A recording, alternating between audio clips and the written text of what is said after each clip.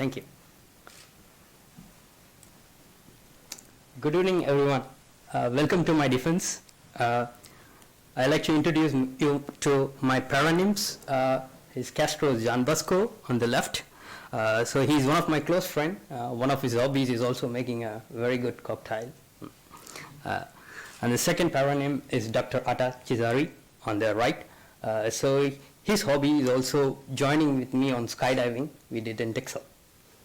Please see that. So before I begin my talk, I like to ask you to check your pulse. So what you see is the beating of the blood, like the blood flow from the heartbeat coming through your radial artery, where you can see the pulsatile action of blood. And then if you see on the picture on the left hand side, this is like a very complicated vascular system, which is like the tubes present in the building. It has two different diameters. For instance, on the right hand side, I pointed out there, you have an artery on the top, and then you have the vein on the bottom, and then you have the middle microcapillaries. This connects like a tree. So this hierarchical tree is one of the real engineering challenge in bioengineering field to make outside of the body to test drugs and stuff. And one another property in this is also the blood flow has very, very complicated physics behind it. So one engineering parameter we highlight here is the shear stress, which is like the blood moving through the tubes. When it moves, it also hits the wall of the blood vessels, which we call them shear stress. And if you take the shear stress measurement from the top to the bottom, you have some sort of a gradient, which is like, and it's also very branched, so it's like a tree. That's why it's called a hierarchical tree. And if you can see the values, they are starting from 15 dyne per centimeter squared down to 3.9. And then I like to give you a brief layout of my thesis. It has 7 chapters. The first chapter gives you the background of the chick models, why I use chick as a model system to study this complicated process. And then I in the second chapter, I highlights what are the other signals we could use it to manipulate these blood vessels. And then the third chapter, I call them probing, which is like seeing these complicated structures and also flow within them using a multimodal imaging. And then fourth and fifth, I call them perturb, so that you can use the flows and shape as a tool to guide these blood vessels. And then the sixth chapter, I have the computational models, where you can test a lot of mechanical as well as chemical signals. And then finally, I conclude with some of my key findings and also the limitations, why it's challenging and why it's timely and why it's important to do this research. And then the first, as I mentioned, chick is an alternate system to human beings. Why? The chick has also 4 chambers, heart, similar to humans. And if you see this video, so this is from day 3 of embryonic development and until day 10, so that you can see how the process starts. You have 2 different liquids, and you have a yolk, and on the top you have this vascular system with embryo in the middle. So as the heart beats, then the blood supplies to these complicated networks, and it starts help them to grow more and more. And so this is a nice time-lapse video explaining this complicated process from a smaller blood vessels towards a very complicated remodel structure. And then, as I mentioned you, the second chapter, I show that these blood-forming cells respond to many signals. For example, I show you 5 signals here, flow, chemical, and also magnet, sound, and light, which are recently, people are focusing on these signals because these are very highly external and also very engineeringly controllable. For example, these are some of the examples from the literatures. So you can see by probing these signals and also by manipulating these signals, you can create and change these complicated patterns. And these are in a cellular level, but if you look on a very larger structures, you can also change the shape of the structures and even add like extra component like extra branching or increased diameter and stuff like that. So as I mentioned, the key focus of my thesis is to combine engineering and biology together. So the main message here is from my thesis for your take home is making an engineering tool for controlling the organization using mechanical signals. That is also one reason I applied to biomechanical engineering department for my PhD.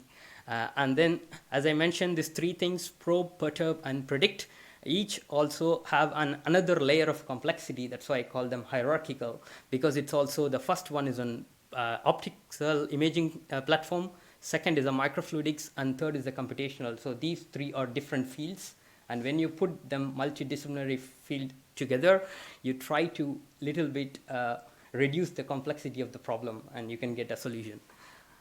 And then the first thing to simplify what I say is shine the white light onto the top of this egg so that you can visualize these complicated structures.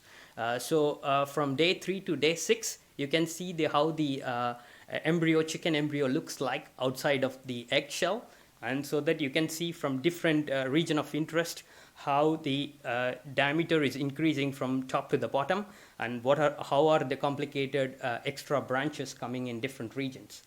So this is really multi-scale, and it's also it has a very interesting flow properties, which is coming in the next slide. So next, what you do is shine the red laser so that you can also see visualize the complex flow patterns. For example, when the heart is contracts and relax, you can also see the pulsatile motion between artery and veins.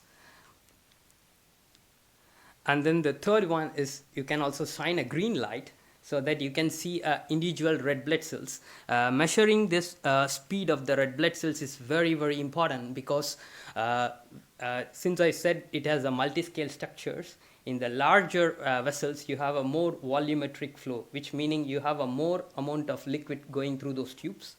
And then in the smaller tubes, they are very, very minimal. So these are two different scales in a single map. So measuring them in different regions is very, very important for both clinical and fundamental research. So this is the probing part. Then comes the perturbing part, which meaning, so you open the egg into a transparent container like this.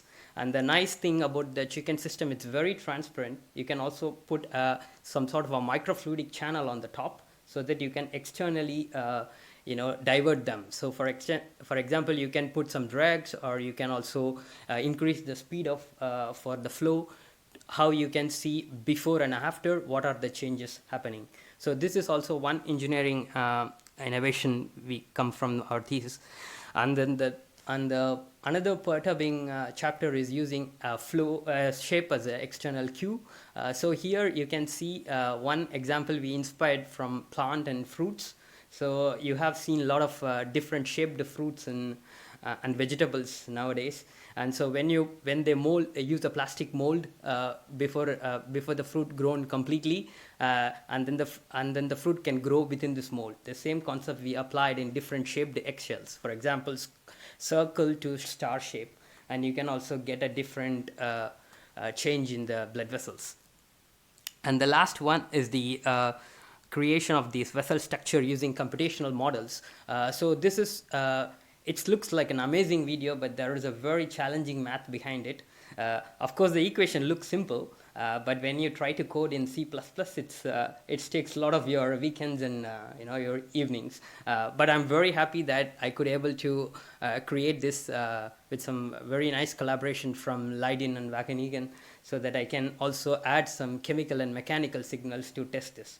If I do this in an experiment, it's very expensive, and also it's time consuming and it's laborious. But when you put it into a computational, you can try thousands of parameters at the same time. So what it can give us is that you can able to get a different kind of vessel structures. And the nice thing from a bioengineering perspective is, if you know how many cells you put it in a certain region of space, then you can predict how many different type of structure can appear in that shape. For example, the way one of our master student and myself, we try to classify this network as like condensed to the dispersed islands. So this is like a really nice classification, and it's kind of novel. But the nice thing is we also expanding this work because now we also thought to add like a lot of experimental data to this. And this is from my chapter. It's more of a parameterized study, but now we also putting an experimental data. And then with this, I like to coming to my thesis summary. So a short take home is that using the technologies we develop in this thesis, you can probe, perturb, and predict the vessel networks. And then if you see back of my thesis cover, you can also print and perfuse later on. So that's, I'm gonna extend that to my postdoc work. And then with this, I like to thank the University of Twente, Vascularization Lab, and the funding agency for giving me an opportunity to do this interesting multidisciplinary project. And also, I like to thank my promoters and also committee members, which you will see shortly. And also thanks to my collaborators and student colleagues who are involved directly in this thesis. And also today is a very big festival back in India. So it's a cultural festival. So that's why I have this cultural attire, and I wish you a happy Pongal. And then after the defense, you are all invited to join in the BME Socio Corner W121 room number. With this, thank you all for listening.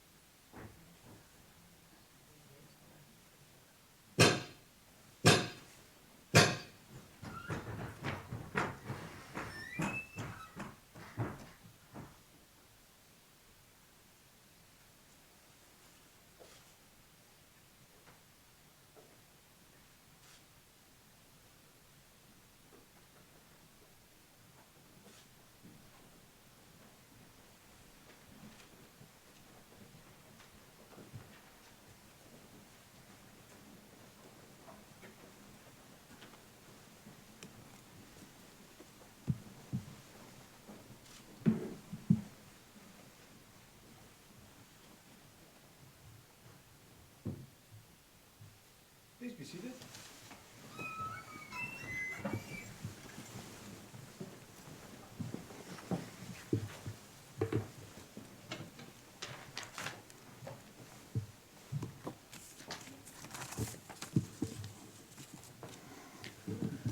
I open this public meeting of the Doctorate Board of the University of Twente. I would like to welcome, first of all, the candidate. It's nice that he is here, that he can have this procedure.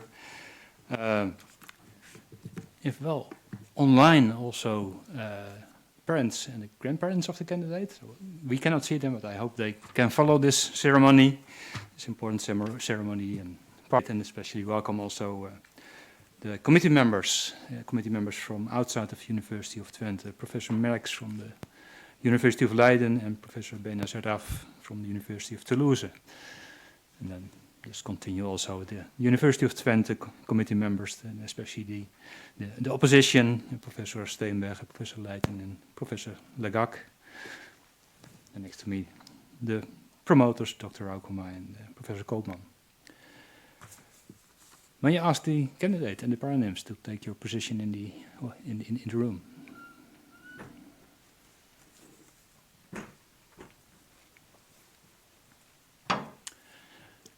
Are you ready for your defense? Highly esteemed Rector. Yes, I'm ready. Okay. Then, Professor Benazaraf, would you be so kind to open the opposition? Good afternoon. So first of all, I want to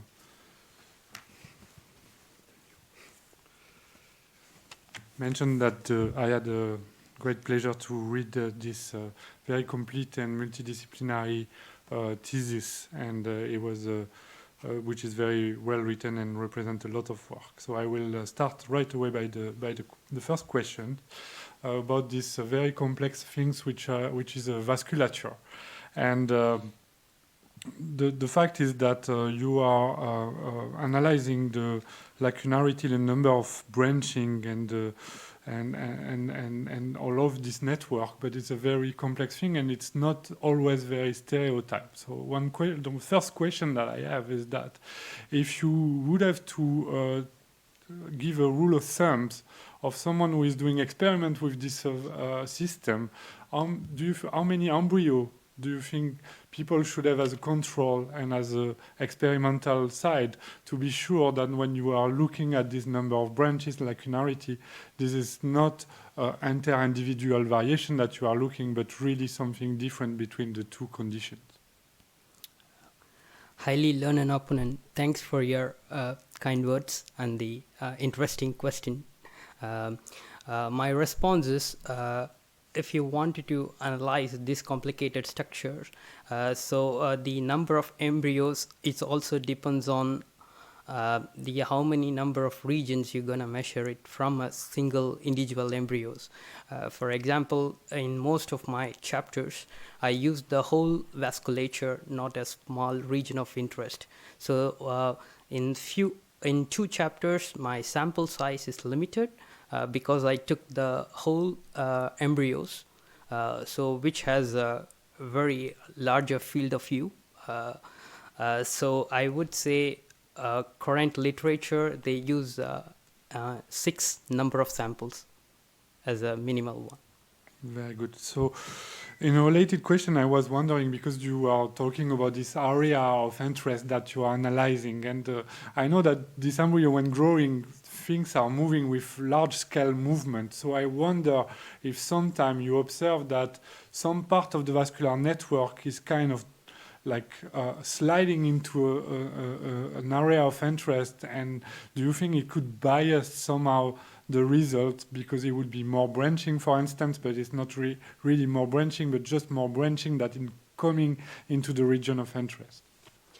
Yes, so for example, in chapter 3, 4, and chapter 3 and chapter 5, I have a system, it's based on PDMS, and this is in a circular shape, so it covers the, if I take the whole embryo, the embryo is in the middle, and there you have like the yolk vasculature, so the system is covered entirely until the yolk. If you take as a circle from the midline to the edges, it's completely, everything is into account.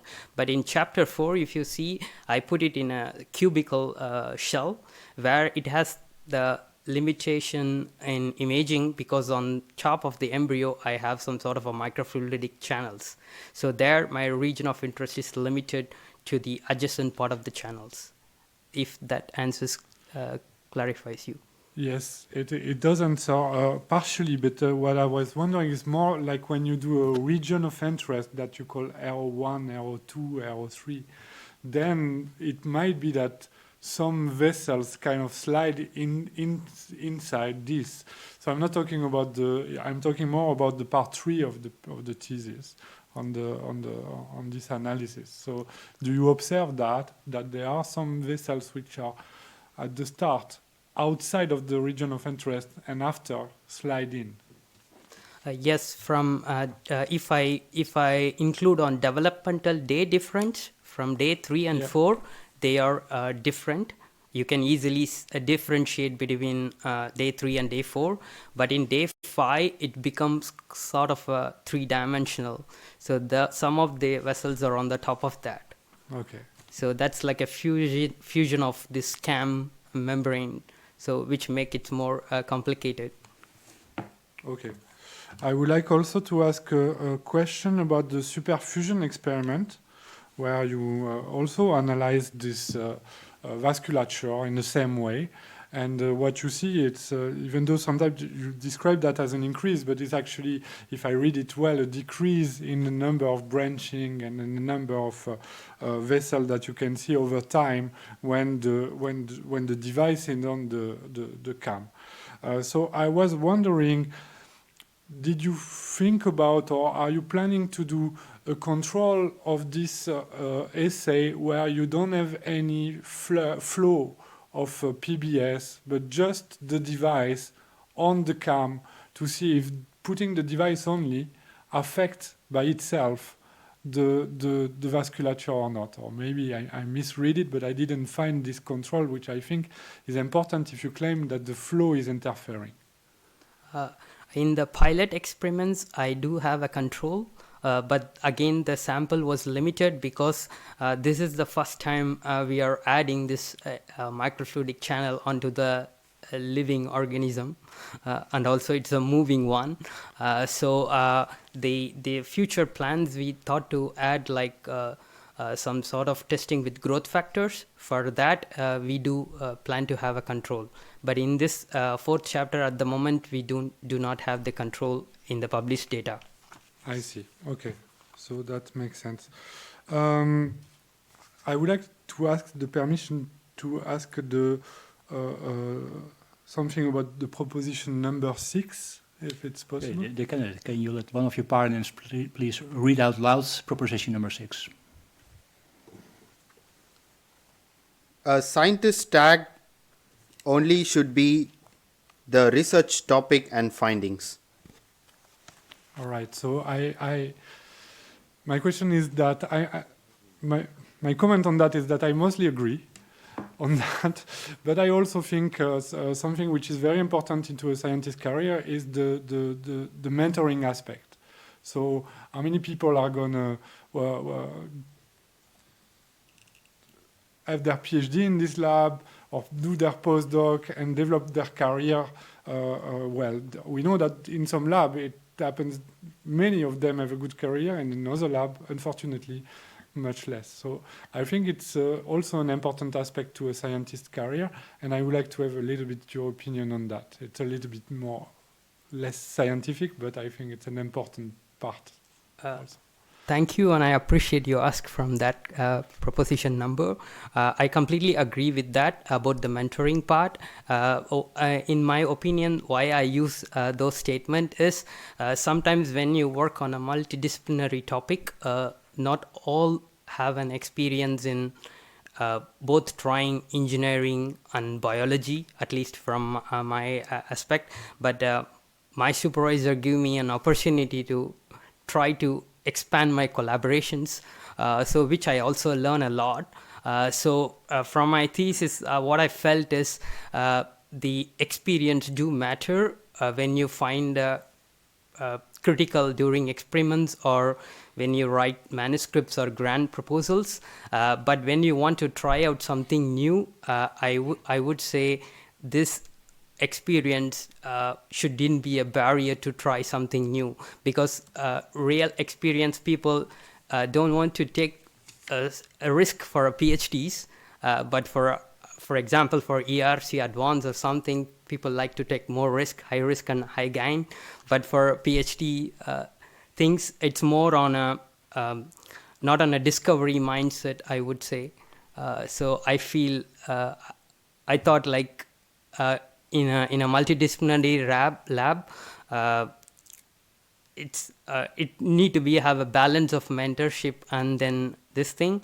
But I would say, from my opinion, this research tag should be based on their publications, not on the impact of publication, of course, on the research findings, which clearly says how they are having a novel technologies to be on the research findings, as well as how they simplify the complicated problems. I don't know if I have time for another question. I'm sure not. If you're satisfied with this answer, I would like to continue with the next opponent. Yeah? Thank you very much, Professor Benaziraf. Thank you. Professor Meijs, can you continue the opposition? Thank you, meneer de rector. Thank you, meneer de rector. Dear candidate, I would like to discuss with you, I would first like to start by complimenting you on the completion of your thesis that I've read with much interest, and it's very fascinating. And in particular, I was fascinated by chapter 5, where you are looking at how different constraints and how different shapes are going to affect the shape of the vasculature. And but I also found it a bit difficult to interpret your results, and therefore I would like to discuss with you kind of two extreme theories of use that we have classically in developmental biology. And I would say vasculogenesis is clearly a problem of developmental biology. And so there's always one, has always been one school that said there is a very stereotypical way of forming biological structures. And if you would think of this stereotypical way of forming a vascular system, for example, and if you would like, if the place, the number of branches and the place where these branches appears is very much genetically regulated and stereotyped, and you would change the shape of the whole York, then you would expect that on this extreme case, the whole thing would simply be compressed. And this would be reflected also in the measures you make. Then we have the other theory, that's self-organization, as you also explore in the final modeling chapter. And in self-organization, you would maybe expect completely different. Maybe you would expect that statistical properties are going to be conserved. Maybe the density of the vasculature is going to be conserved. And so what I would like to challenge you now is to reinterpret your results into two of the extremes. Yeah? What would it mean, for example, if you compress the vasculature? What it would mean for density? And then, based on that, what theory does your data support most? Highly learned opponent, thanks for your kind words and a very interesting question on chapter 5. So if I wanted to compare the current morphogenesis part on vasculogenesis and angiogenesis, there is a mechanism called quiescent angiogenesis and insusceptive angiogenesis, where there is a fusion between the vessels and whereas the splitting between the vessels. I mean, in this chapter, it was an accidental chapter because on Friday I had an extra PDMS. I tried in different shape and then I cracked and then I could see interesting patterns. But these are more on an angiogenesis part because I cracked the egg from day 3. Where the vessels is already developed. But one of our previous colleague from my supervisor group, so he used the cells and putting in different shapes.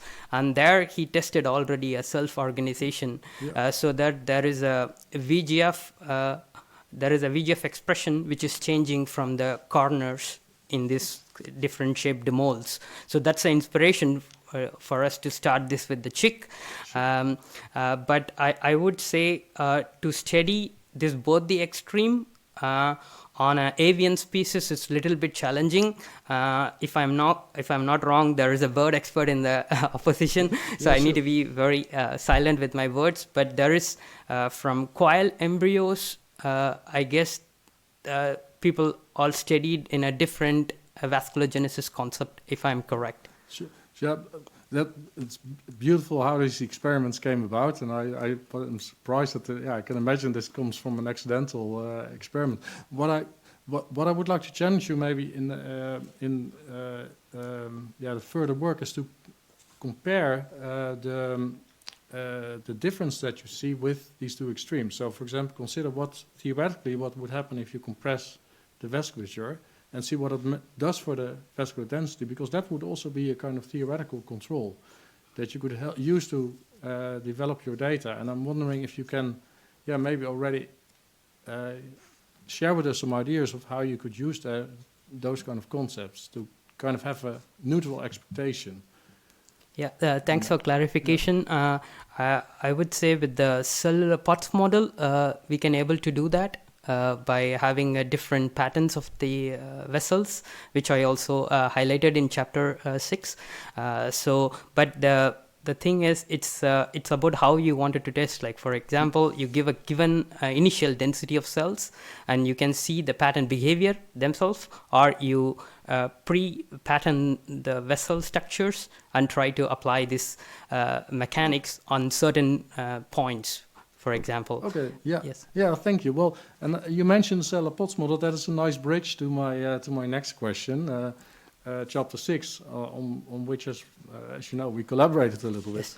And in particular, there you mentioned first in the introduction that there are a couple of different cell-based models for angiogenesis. All have different assumptions, and one of those is the model that is this cellular POTS model that I have in the inside of my gown. Yes.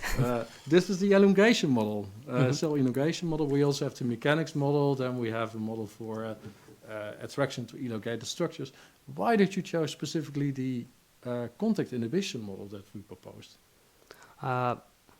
It's a very interesting question. I mean, like as you also mentioned that we collaborated. So when I started with when I visited the Leiden, the first thing I learned was the TST tissue stimulation toolkit, which is very promising one, and there is already a contact inhibition model exist. So I'm also like I'm a guy who codes with MATLAB and Python. So for me, C++ was a new algorithm to study. So I initially begin with the existing one. So that's the reason I choose the inhibition model. Okay, what does it mean biologically to have this contact inhibition? So I would say in the contact inhibition, you can remove the substrate.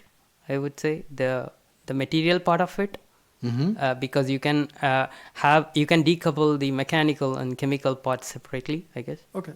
Yes. Yeah. So I at one point. You were also discussing this hypothetical factor chem, and in the paper we did on this, we said that it could be a CXL4, CXR12, but then you are discussing alternatives.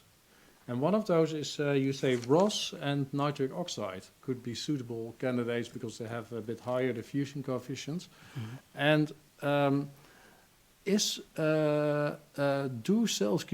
endothelial cells chemotact towards nitric oxide and reactive oxygen species? That's a very good question. I'm just brushing up my that statement. Can I, it's okay if I can refer the page number? Oh, let me see. It's it's okay. I have more questions. It's somewhere in chapter 6. I didn't write down, but it's somewhere in your discussion. You say it could be reactive oxygen. It's page 149. So the second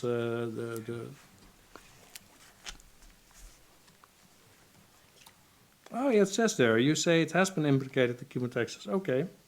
Is it also for endothelial cells? That's maybe my question. Okay, yeah, And- it's the 140, 194, I'm so sorry. Yes. It's 194, of course. Yes, thank you. But it's okay. Maybe if I have time, I would like to ask another question. Okay, Or uh, just so- leave it here. Okay, if Maybe better leave it here, but the candidates want Yeah. to say something. Okay, I can quickly say, I mean, the reason I use that reference is also because of the diffusion rate, and they also mentioned the upregulation of VGF. So that's an interesting, because we also use a different diffusivity of VGF in the model. So Yeah. Okay, thank you. Much clearer now. Thank Yeah. you so much. thank you. Yeah. Thank you, Professor Merks. And Professor Leijten, can you ask your questions? Dear candidate, I very much enjoyed reading your thesis, and particularly the technological innovations in chapter 4 and 5. Also would like to extend the congratulations to the promotion team. I think it's excellent work. I think also you did an excellent job in telling us why we should use a conventional model such as the CAM model. I would like to start the question also to introduce a little bit why it is not potentially the greatest of models. So what is missing from these entities? Because you say you want to use this for example, understanding also vascular genesis in, for example, mammals. How is this different, and would that make an important element for your design criteria? So what is not in a CAM model, what is, for example, in a mammalian model?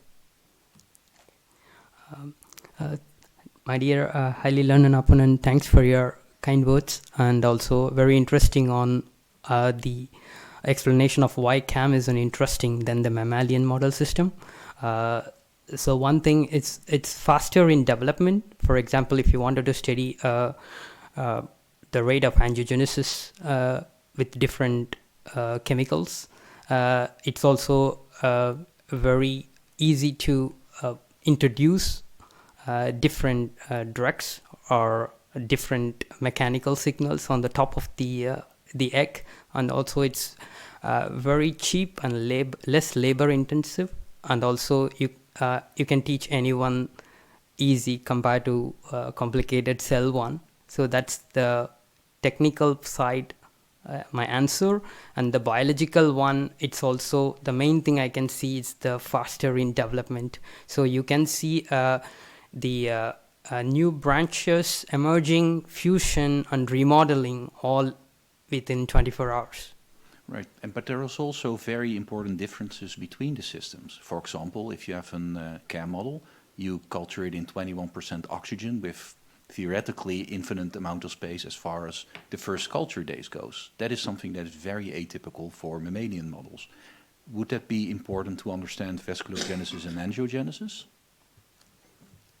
I would say yes, because this, when you take start with an bottom-up approach of individual cells, definitely it's required to have a very controlled temperature on oxygen environment than this egg system, I would say. Right, so the environmental factors are very different, including the oxygen, but also the shape, which was quite interesting because on page 41 you explain us what is very important for designing your vascular networks. But most of the things you discuss here in your thesis are actually not described as design parameters. Why have you chosen to not include your own work in the important elements for designing vascular networks?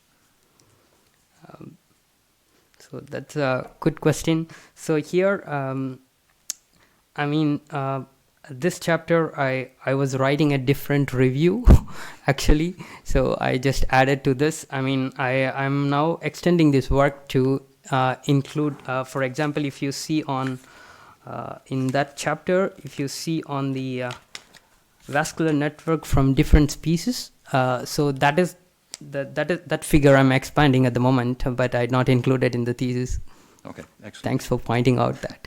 So then I would like to switch towards chapter 5, because one of the explanations that you give for grading the different shapes, so I very much enjoy reading about the shape-induced morphogenesis as well as vasculogenesis. It the thesis is a little bit light on the explanation of the mechanism of action. Now, on page 149, you say, or at least hypothesize, that this is changed, the yoke result in distinct stress fields. Now, can you explain that to me? Because that sounds like a very bold statement, because I didn't see you perform any analysis on demonstrating that the stress fields are responsible for this. Sorry if I may ask which paragraph in 149? The second and the third line from the bottom at page 149. So Newtonian liquid with high viscosity shape changes in the yoke will result in distinct stress fields within the cam. Yeah, so here it's my statement refers to considering the fluidic properties of the albumin, because I mean in the references I use from 28, they consider albumin as a Newtonian liquid, but really it's not. For the computational simplification, they consider the viscosity as a static value, but in really from day 3 to day 4, if you see, the viscosity changes drastically, and when it becomes to day 6 again, the viscosity is very less viscous compared to the previous days. So that's an interesting behavior in this. But it's from a simulation point of view, it's also there are many mathematical approximation for adding a non-Newtonian way of modeling this. Right, so I'm very happy that you bring up the static nature, that people make the assumption, as well as the viscous nature, because you are looking over a relatively long period of time as far as cells are concerned, multiple days during the early stages of development, which means as much as that these tissues, they are viscoelastic by nature. That means that if you give them a shape change and you enforce a stress on them, these stresses will rapidly dissipate. Yes. So how would a egg know in what kind of shape it would be if all stresses dissipate? That's a very challenging question, and I mean I would say from a albumin point of view, so they have this thin and thick albumin, and they have in thin and thick albumin they have different fibrous elements which added this shear thickening and thinning behavior between this viscosity regimes, if I may correct. So okay, it's good enough. Professor Can I Leijten, ask? are you satisfied Yes, I with am the satisfied. answers? Thank you. Thank you very much. Then Professor Lagak, can you continue the opposition? Thank you, Madam Director. Dear candidate, I first would like to congratulate you with the completion of your PhD thesis and the quality and the originality of the research that you have accomplished. In your propositions, you refer to the need of embracing multidisciplinary approaches for advancing the field of vascular engineering. I think your thesis is a clear example of such comprehensive, integrated, and multidisciplinary efforts. I also would like to extend my congratulations to your supervisors. But of course, there is room for discussion, and I would like to discuss a couple of points with you. And I would like to start by a statement you make on page 174, where you say that it's still a challenge to effectively control fluid flows and growth factor gradients within microfluidic chips. Normally, if I teach about microfluidics, I say that microfluidics is fantastic to control the flows and the gradients. So can you comment on this statement, and why would we disagree on that point? Highly learned opponent, thanks for your kind words and question on the microfluidic part of it. The way I say fluid flows and gradients are very hard to control after the vascular structures in the gel is formed, not in the only with the gel. It's also when you add a cellular entity, the self-assembly of these endothelial cells are very, very hard to control. So at least in my current postdoc, I find it very challenging too. Okay, yes, thank you very much. Then I also enjoyed a lot reading chapter 5, where you're looking at the influence of geometries on this branching. And I have a couple of questions. So first I would like to discuss figure 5.1b, where you are checking different, and it's page 146, where you're looking at these 4 different geometries. You solely discuss the influence of the geometries, but what I can see on these pictures and other pictures, that what you call the heart actually of your vascular network is sometimes placed at very, very different positions. Also in some pictures, so when you do your cartoon, you really show that the yolk is really at the center and the albumin is around, but if we look at the experimental data, it's not really the case. So I was wondering to which extent the location of the heart and also this distribution between the yolk and the albumin could impact the outcomes of your experiments. Thanks for asking that. It's a very interesting remark. And the position of heart definitely matters to study the development. But one technical challenge is when you crack the live embryo into this shape, it's already had extra challenges because I carefully choose the same size of egg, but even you choose the same size, when you crack the egg, the volume of yolk and albumin differs between samples. So it's very hard to place the heart in exactly at the center when you crack them. I try to remove a little bit of albumin before cracking the whole egg. I make a small hole and I remove the albumin and I put it into the different shape containers and then crack on the top so that it doesn't disturb while it's cracking. But it's very hard to maintain in all the samples. I try my best to keep in 2 samples. That I can understand, but my question is more because you've been doing a lot of experiments, right? You have not been cracking only 1 egg, right? Yes. So if you really look at the at different experiments where you would see that your heart is at different positions, do you have exactly the same outcomes? Or do you think that this element is also playing, let's say, a role in the outcome of your experiments? I mean, if I calculate on the area and individual diameter of the vessels, it's almost same between this, I would say. But like the position of heart in the particular engineered eggshell, we didn't explore it much. Okay, yeah. Yes. Thank you very much. Then I would have another short question about this chapter 5.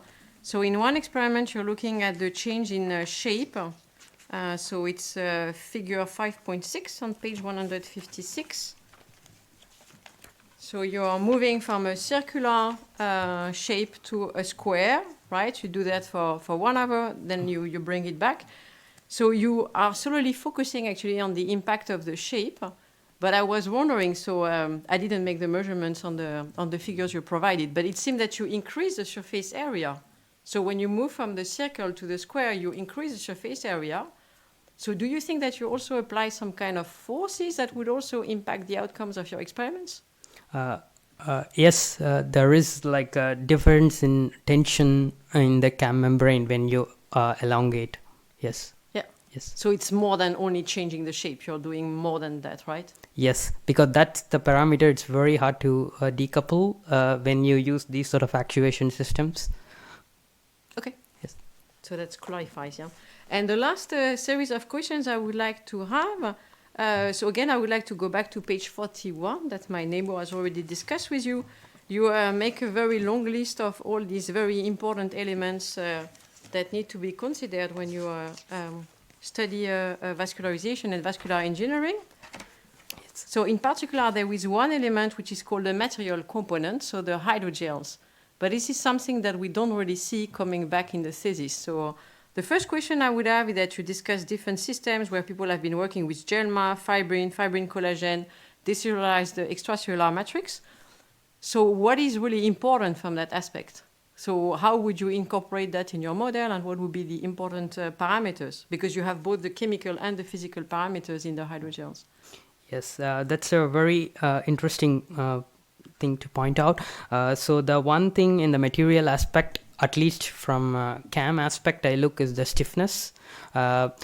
there are some studies, because I didn't mention here, but people introduced morpholinos in different eggs, so that you can also change the stiffness of the vessel itself.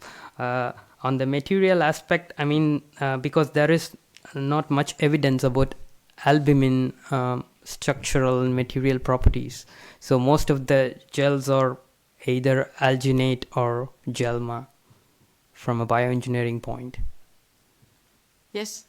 And then in chapter 6, you also completely omit this hydrogel dimension component, yeah? But earlier you said that remodeling of the hydrogel is also important for vascular formation. So would you be able to incorporate that also in your model to have something even more comprehensive than what you're proposing so far?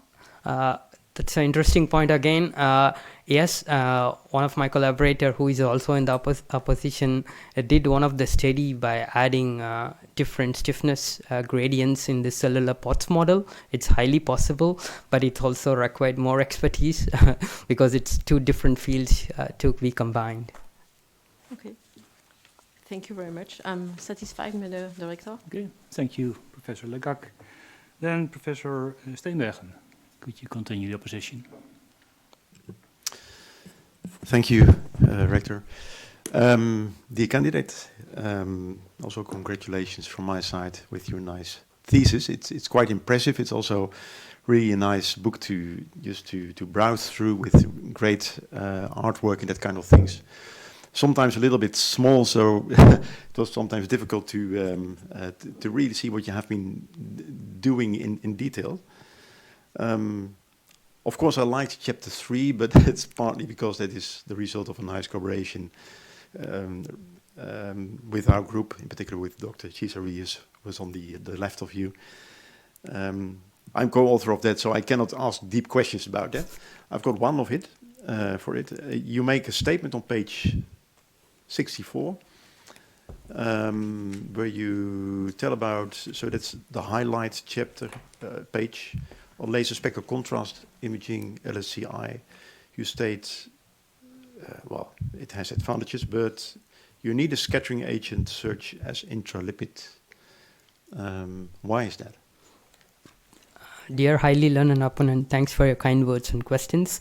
The reason I use that statement, intralipid, because we also tested our imaging in a in vitro sort of tissues where we created a channel and we endothelialized the channel, and so when you use like a culture media as a flow medium, it's very hard to use LSCI to probe the flow dynamics. So Atta actually referred that it need a scattering thing, so we added an intralipid to our culture medium. Yeah, because I interpreted it as if you had to inject the intralipid into a CAM model. No, not on the CAM model. Okay, yeah. It's on the in the it's like a phantom model which we also included there. Okay, yeah, because I was a little bit worried that this would limit the use of LSCI in the CAM, but that's not the implication. Yes. Okay. Now I would have expected the technologies used in chapter 3, side stream dark field imaging and LSCI, to return in the other chapters, but you didn't use them there. Why was that? I would say, I mean, it's interesting to include there, but like because it's more experimental, and like, I mean, like in chapter 3, it's a very interesting collaboration, but it took most of my time and Atta's on optimizing the system. But we also tried with Doppler, laser Doppler as well, monitoring system as well. Mm-hmm. So, I mean, I'm trying to figure out which is the nice imaging modality to be used in the other chapters. So I would say at the moment I couldn't answer, but in future I like to expand this model in these areas. Okay, thank you. Then I would like to go to page 117 and figure 4.3. On page 117, you state that in figure 4.3, simulations reveal a direct linear correlation between albumin and PBS superfusion and generated shear stresses with rising flow rates. How can I see this from figure 4.3, I wondered?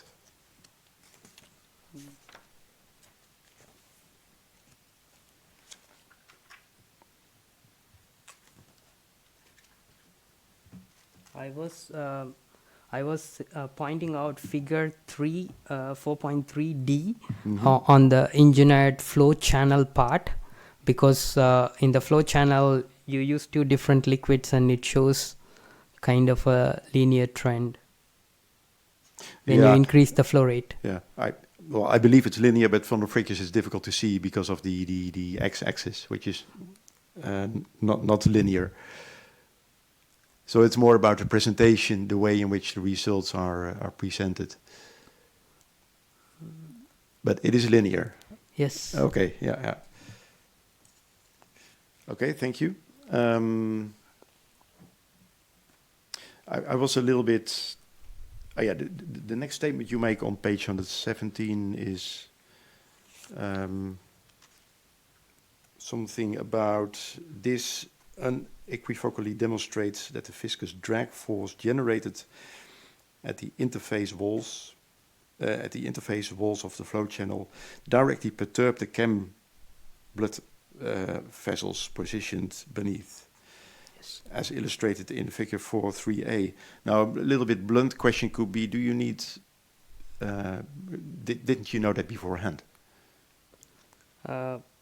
Yes. So why does that come out of the simulations? Did you need to have to do simulations to find it out?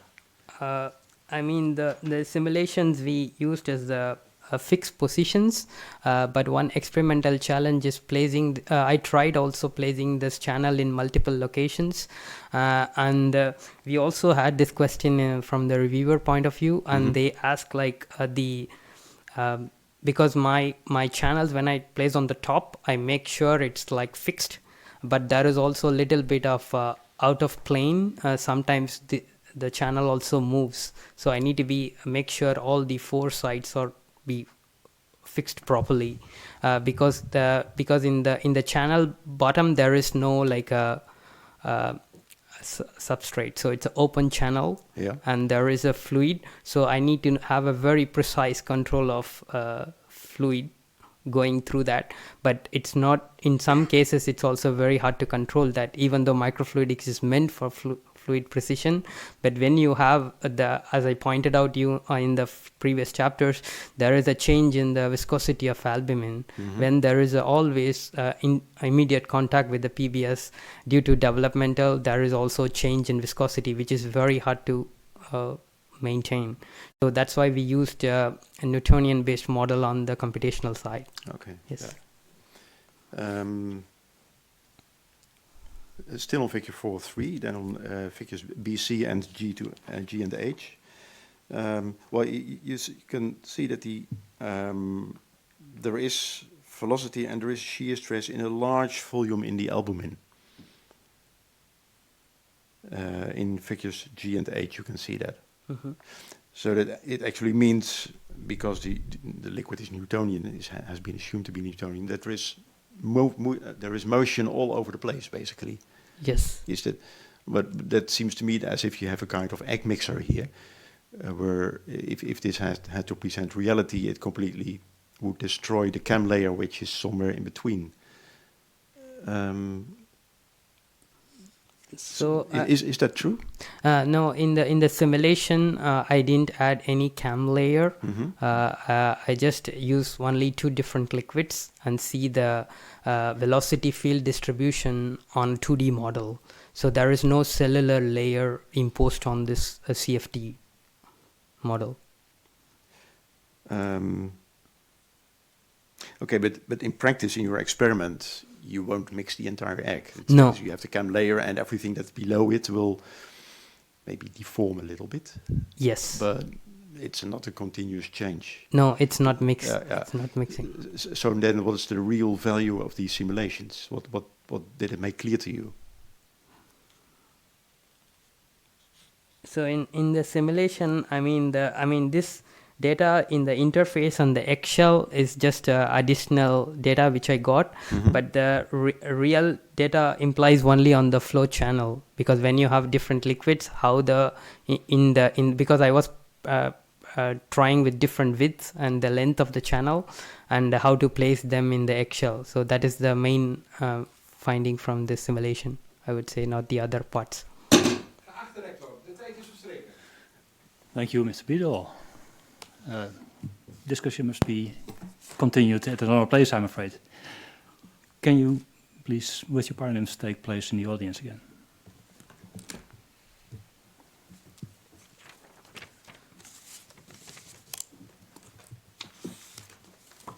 Yeah, the committee will now withdraw, and I adjourn this public meeting of the Doctorate Board of the University of Twente.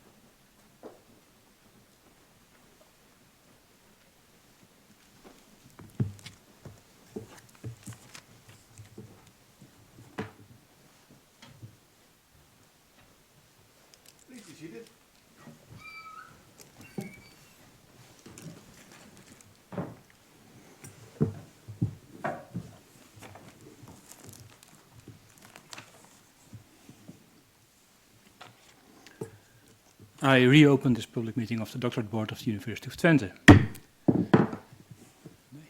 Hope that didn't keep you waiting too long. Dear candidate and the Parliament, would you please take your position in front of me?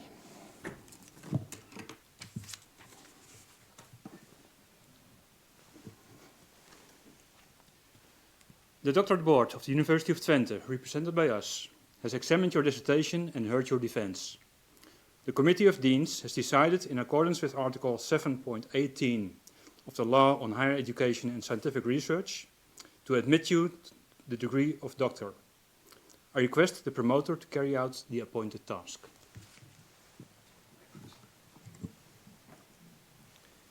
Under the authority assigned to us by law and on behalf of the Doctorate Board, I grant you, Prasanna Padmanaban, the degree of doctor and all the rights that are attached to this degree.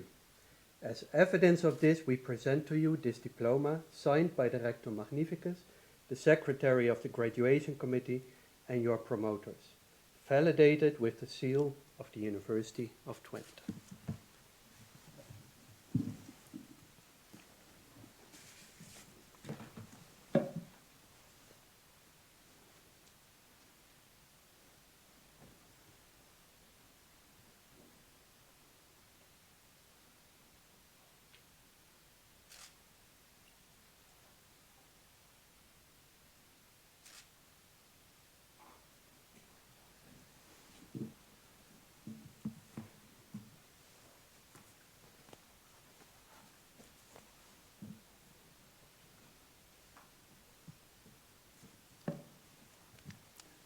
Dear learned Dr. Padmanaban.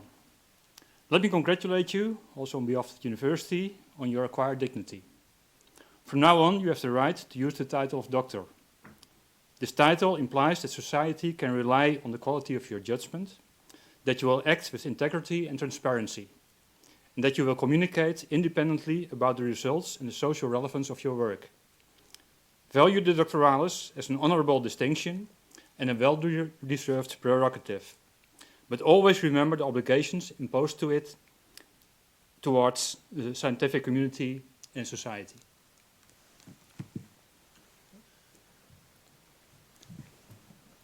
Then the promoter can now give the laudation. Dear Dr. Padmanaban, dear Prasanna, it is an honor for me to be amongst the first to congratulate you on your well-deserved title, and it is with pleasure that I congratulate you on your accomplishments. And of course, I also want to extend my congratulations to the special people in your life who are and grandparents who are joining online, collaborators, friends, and colleagues. And I also want to use this opportunity to thank the opponents in your committee. You have all contributed to a very interesting discussion, which is a crucial element of the scientific process.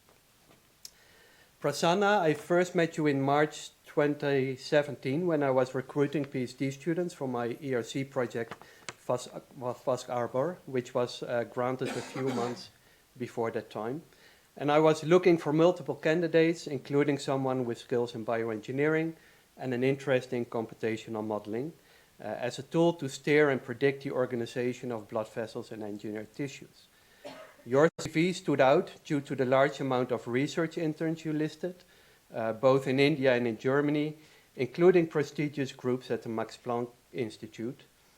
Here you worked on investigating the origin of life, and I thought at that time that once you understand the origin of life, understanding and controlling vascular organization is only a small task. And during the interview, you showed me that you are an enthusiastic researcher with a broad interest and the capacity to link different tools and fields together. Now, I must say that I was a bit surprised, though, that when you indicated that you wanted to travel to the second on-site interview at UT using BlaBlaCar. I never heard of it before, so I had to Google what it was.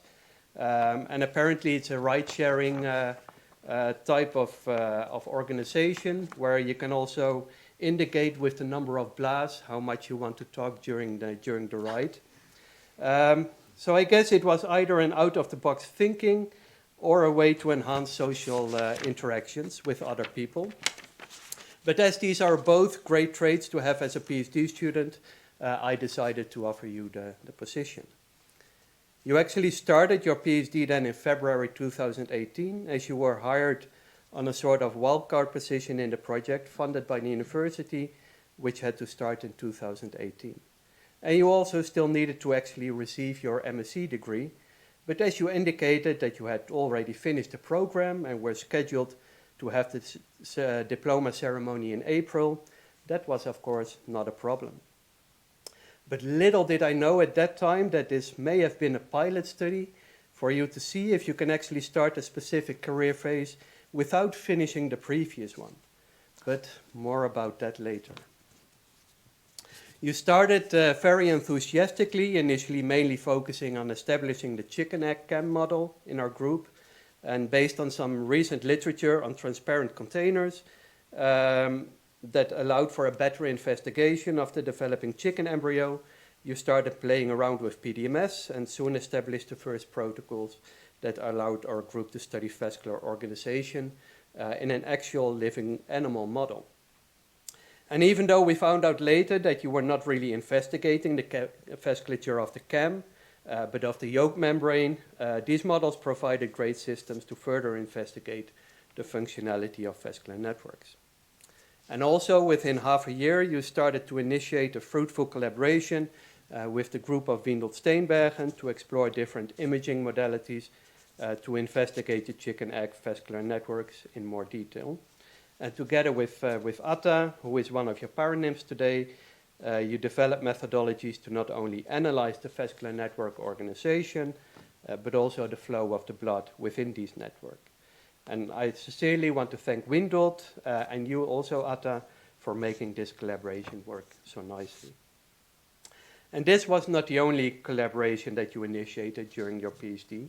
You worked together with Roland Merks for the CPM computational modeling, with Loes Segering from porous membranes that were integrated in your study on the superfusion of the yolk vasculature, and with the group of Shulamit-Levenberg for the quantification of the artificial egg shapes and the organization of the vascular networks.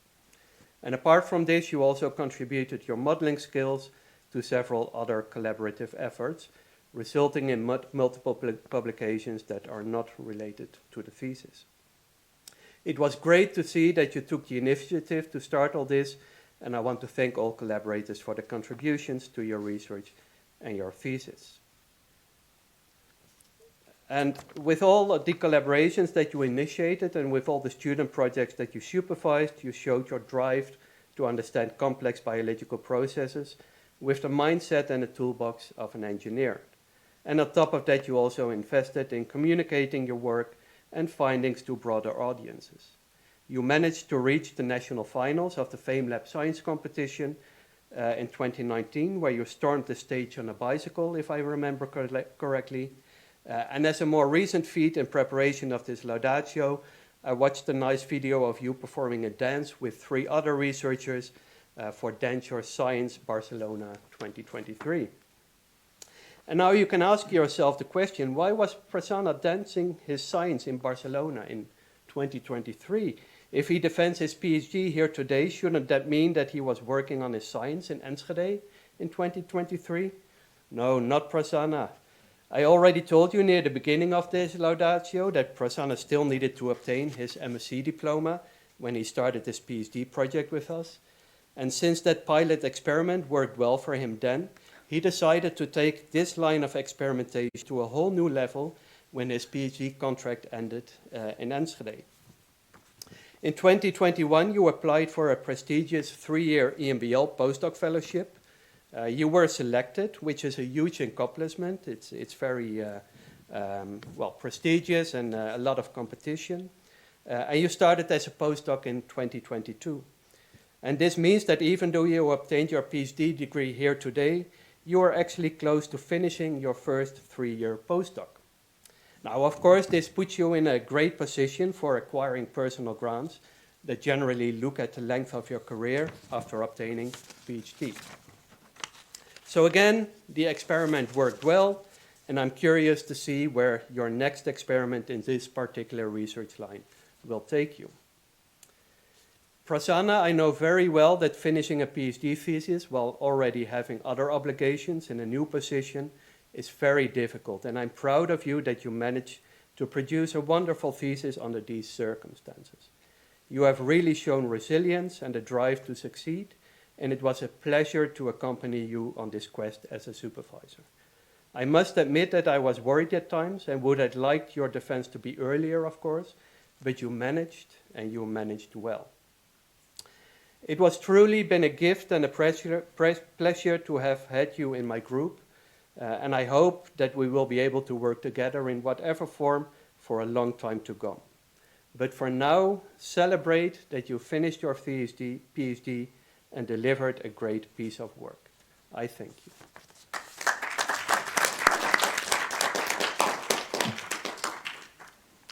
Dr. Padmanaban, congratulate you again, but now also on behalf of the University of Twente, and also congratulations to the Faculty of Engineering Technology and the Department of Biomechanical Engineering with this defense today.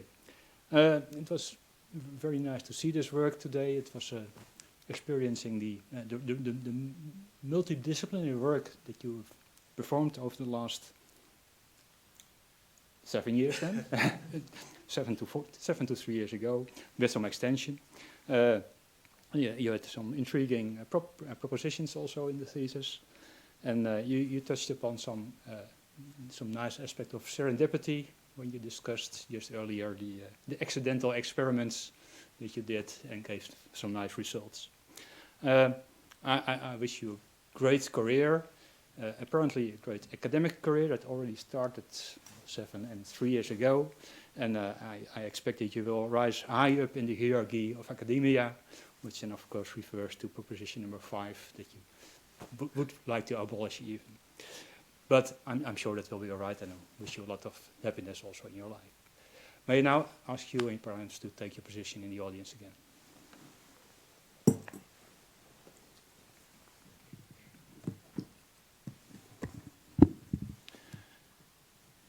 Yeah, and since it is already late, the procedure is a little bit different. We will soon leave this room, be it all with the young doctor parents in the committee. Upstairs we will make some photographs first with the committee. Then the people that will not follow later to the Horst building can congratulate you here upstairs. But if you go also to the Horst building, then please wait until there to give your congratulations to not the candidate, but the young doctor. So with that, I close this public meeting of the Doctorate Board of the University of Twente.